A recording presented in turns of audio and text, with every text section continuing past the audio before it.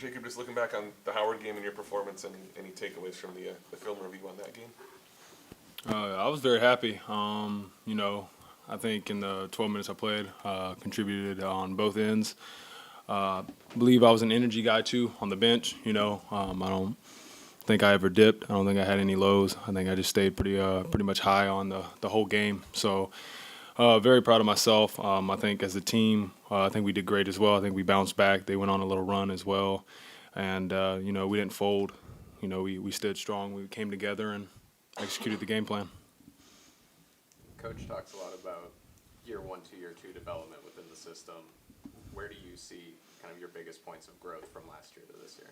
Oh yeah, I'd say mental for sure. And I mean, as far as off the court, on the court, I'm blessed to have a second year underneath Gates and his system.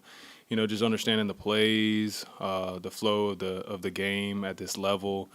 My teammates that have returned. It's just a whole different feel this year. You're comfortable. There's no what ifs. There's no guessing. You're like, all right, I know what's coming. I know what to expect, and just being ready.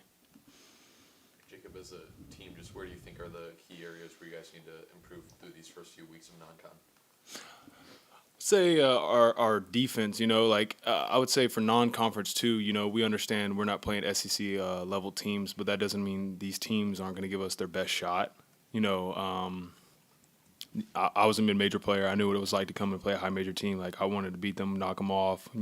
That post after, that social media storm that happens where you knock off a team, and it's a big accomplishment for mid-majors. So, just understanding, every opponent's going to come in, especially in the non-conference, to knock us off. We got a great team, great atmosphere. Everybody would love to be in that. So they're fortunate. They understand that. So just understanding what our game plan is against every team and executing it. Jacob, what are some of the things that stand out about SEMO coming in here for the home opener?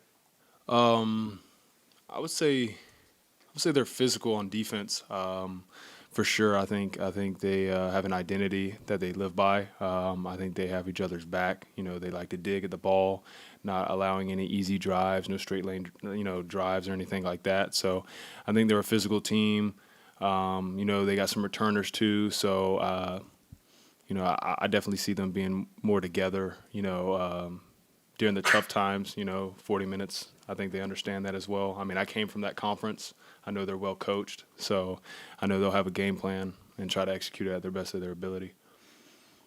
Jacob, how's it been for you coming off the bench on a team that's so deep, like Dennis talked about earlier, just knowing that whenever that moment comes, you have to be ready and prepared, whether it's like bringing energy or hitting a relevant three in a big moment? Yeah, I would say this year more now than ever, I kind of understand and accept it. Last year was kind of tough coming from mid-major, averaging 20 points. I struggled that mentally. So, I had a little bit of a bump in the road last year early in the non-conference, and, understanding that and accepting it and then learning from it and growing from it. I'm fine with whatever I have to play, understanding that, I trust my teammates. I know how good they are. I know the work they put in. And like you said, we're deep. So just understanding that, everybody's going to have their night. I found that out last year.